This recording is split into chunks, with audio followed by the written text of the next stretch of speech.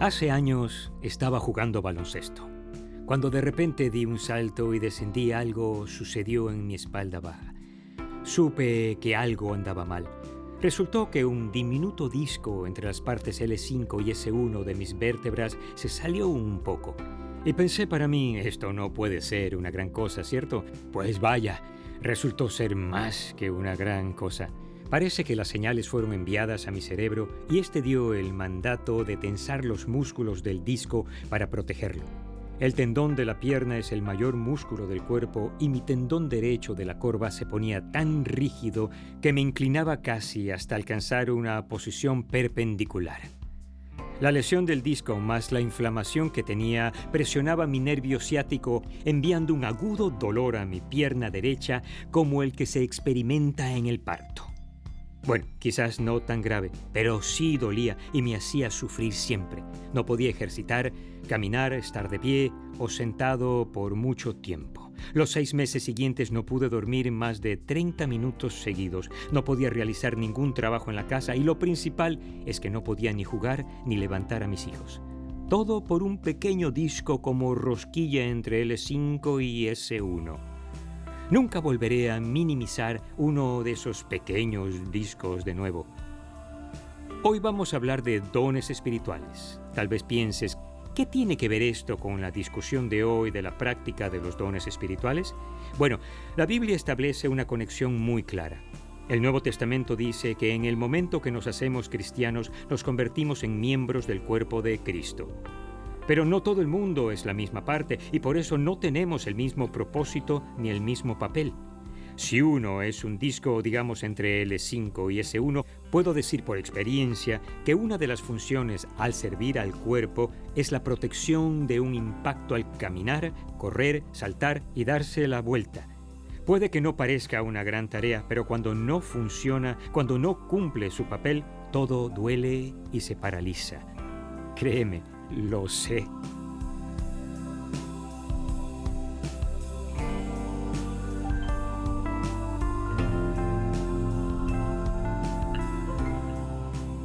Esto conduce a una pregunta clave personal. ¿Qué dones y capacidades me ha dado Dios para servir a otros? ¿Qué función te asignó Dios para servir al cuerpo de Cristo y ayudar al cuerpo de Cristo a servir a los propósitos de Dios en el mundo? Es algo muy importante y emocionante de saber y poner en práctica. ¿Dónde enseña la Biblia esta idea? La vemos en varios lugares, pero me encanta la manera sucinta en que Pablo lo dice en Romanos capítulo 12, del 4 al 6. Este texto conforma el versículo clave que espero que aprendas de memoria. Pues así como cada uno de nosotros tiene un solo cuerpo con muchos miembros y no todos estos miembros desempeñan la misma función, también nosotros, siendo muchos, formamos un solo cuerpo en Cristo y cada miembro está unido a todos los demás. Tenemos dones diferentes según la gracia que se nos ha dado. Al final esta es la idea clave que Dios quiere que funcione en tu vida. Conozco mis dones espirituales y los uso para cumplir los propósitos de Dios. Dilo en voz alta conmigo esta vez. Conozco mis dones espirituales y los uso para cumplir los propósitos de Dios. Esa es la meta. Esta es una práctica espiritual muy importante que añade significado y propósito a nuestra vida. Es vital para lo que Dios quiere en las vidas de otros y para tu propio crecimiento espiritual. La mayoría de las enseñanzas de dones espirituales está en el Nuevo Testamento, pero Dios también asignó dones en el Antiguo Testamento. Una de mis historias favoritas es la historia de Daniel, que se encuentra en el libro que lleva su nombre, en el capítulo 2. Primero, unos antecedentes. El reino del sur, Judá, fue capturado y la mayoría de las personas fueron exiliadas al poderoso imperio de Babilonia. Uno de los primeros deportados fue un joven llamado Daniel. Con el crecimiento del imperio necesitaban más personas para formarlas y ocuparan papeles claves en el dominio del rey Nabucodonosor. Daniel y 3 de sus amigos ascendieron hasta la posición de sabios en la corte del rey. Hoy día podríamos decir que eran consejeros del presidente. Bueno, aquí está la historia.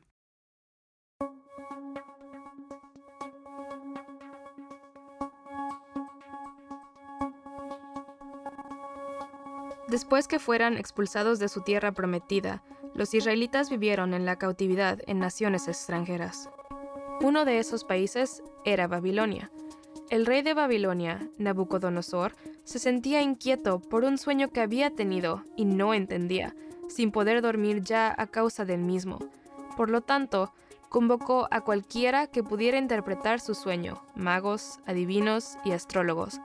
Ellos se presentaron delante del rey y le pidieron que les contara su sueño para que pudieran interpretarlo. Sin embargo, el rey no les contó el sueño. En cambio, les pidió a los hombres que ellos le dijeran a él cuál era el sueño y lo que significaba. Les informó que si no podían hacerlo, serían ejecutados. Los hombres respondieron: «No hay nadie en la tierra capaz de hacer lo que su majestad nos pide». El rey Nabucodonosor estaba furioso, así que ordenó la ejecución de todos los sabios, magos, adivinos y astrólogos que vivían en Babilonia. Entonces fueron enviados guardias para buscar a uno de los sirvientes del rey, un israelita llamado Daniel, ya que él también era considerado uno de los hombres sabios. Daniel, con mucha sabiduría, le pidió al comandante de la guardia del rey un tiempo adicional para interpretar el sueño.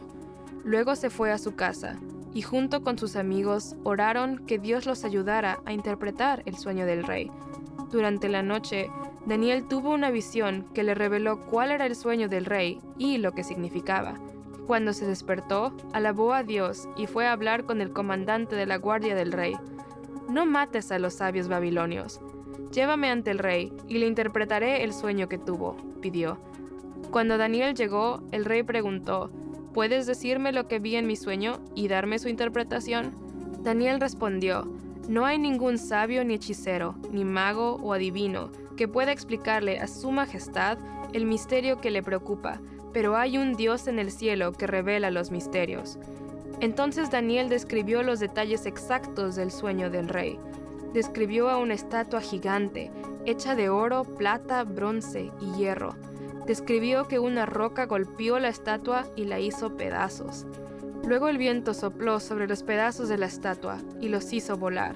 Pero la roca que había golpeado la estatua permaneció y se convirtió en una inmensa montaña que llenó toda la tierra. En ese momento, Daniel le dijo al rey lo que significaba el sueño, explicando que las diferentes partes de la estatua representaban el reino de Babilonia y otros reinos semejantes, y la roca que destruyó la estatua representaba el reino de Dios, un reino que nunca sería destruido. Ante eso, el rey Nabucodonosor se postró delante de Daniel. «Tu Dios es el Dios de dioses y el soberano de los reyes. Tu Dios revela todos los misterios, pues fuiste capaz de revelarme este sueño misterioso». Entonces, el rey nombró a Daniel gobernador de toda Babilonia, le dio muchos regalos y designó a los amigos de éste para que le ayudaran a supervisar Babilonia.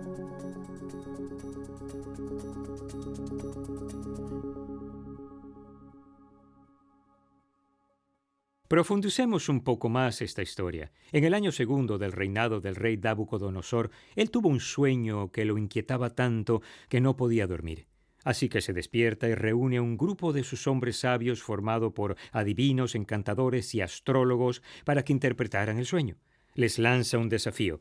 Solicita que primero le digan el sueño que había tenido antes de interpretarlo. Él pensó: cualquiera puede inventar una interpretación, pero el rey quería saber la verdad. Y llevó el asunto a otro nivel en el versículo 5. El rey le advirtió al astrólogo: «Mi decisión ya está tomada. Si no me dicen lo que soñé, ni me dan su interpretación, ordenaré que los corten en pedazos y que sus casas sean reducidas a cenizas. Pero si me dicen lo que soñé y me explican su significado, yo les daré regalos, recompensas y grandes honores. Así que comiencen por decirme lo que soñé y luego explíquenme su significado». Vaya, ¿y tú creías que tenías un jefe exigente? Desde luego ellos no pudieron hacerlo, y el rey ordenó que todos los sabios fueran ejecutados. Como Daniel era parte de ese grupo, lo buscaron para incluirlo en la ejecución. Esa noche Daniel regresó a su casa y les pidió a sus amigos que se unieran a él para rogarle a Dios que les diera su sabiduría. Este es el versículo. Durante la noche, Daniel recibió en una visión la respuesta al misterio. Al día siguiente, Daniel se presentó ante el rey y, para sorpresa del monarca, relató el sueño exactamente como había ocurrido. Retomemos la historia en el versículo 31. En sus sueños su majestad veía una estatua enorme de tamaño impresionante y de aspecto horrible. La cabeza de la estatua era de oro puro, el pecho y los brazos eran de plata, el vientre y los muslos eran de bronce, y las piernas eran de hierro, lo mismo que la mitad de los pies, en tanto que la otra mitad era de barro cocido. De pronto, y mientras su majestad contemplaba la estatua, una roca que nadie desprendió vino y golpeó los pies de hierro y barro de la estatua, y los hizo pedazos. Con ellos se hicieron añicos el hierro y el barro, junto con el bronce, la plata y el oro. La estatua se hizo polvo, como el que vuela en el verano cuando se trilla el trigo. El viento barrió con la estatua y no quedó ni rastro de ella. En cambio, la roca que dio contra la estatua se convirtió en una montaña enorme que llenó toda la tierra.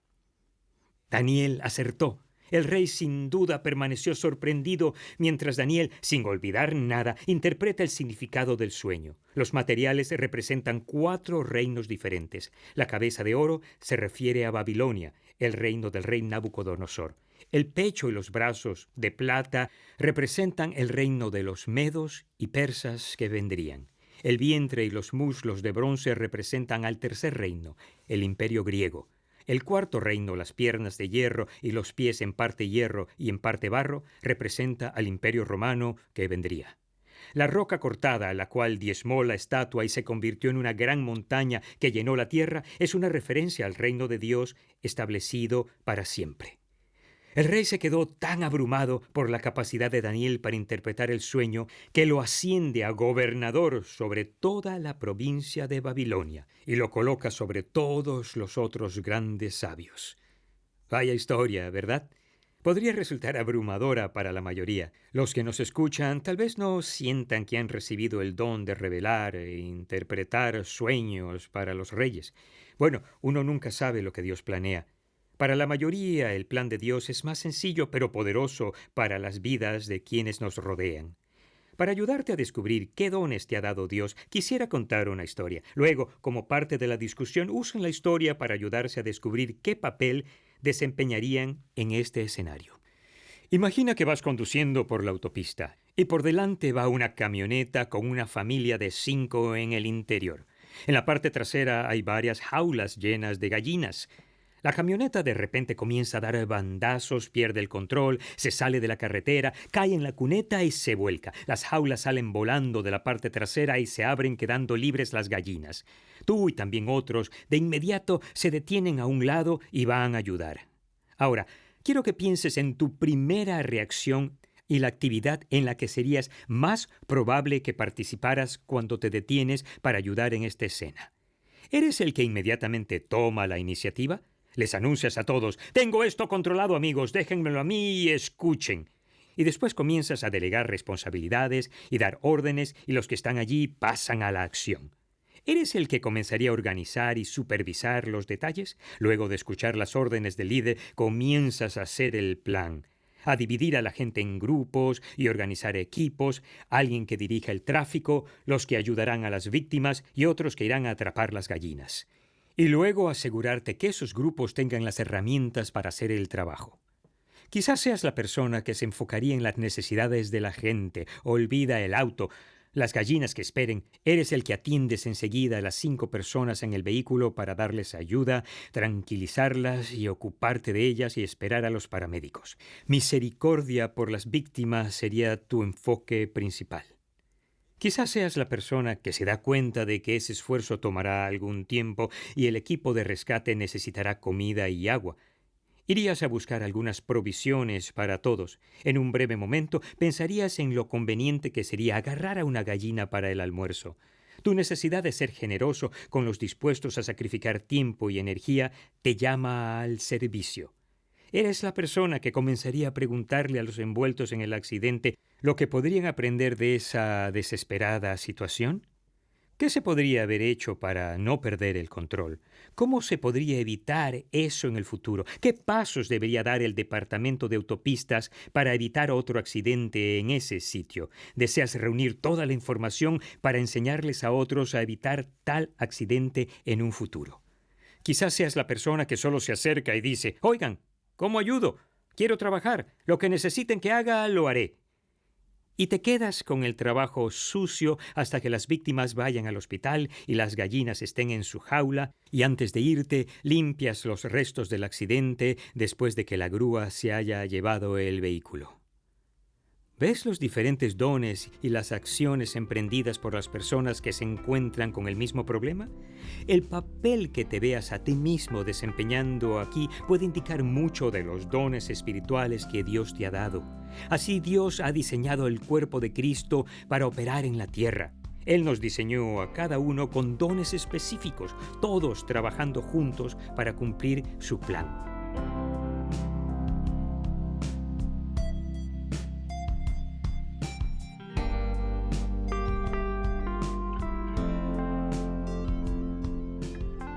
Aquí un par de puntos de aplicación para que sigas en esta práctica espiritual vital.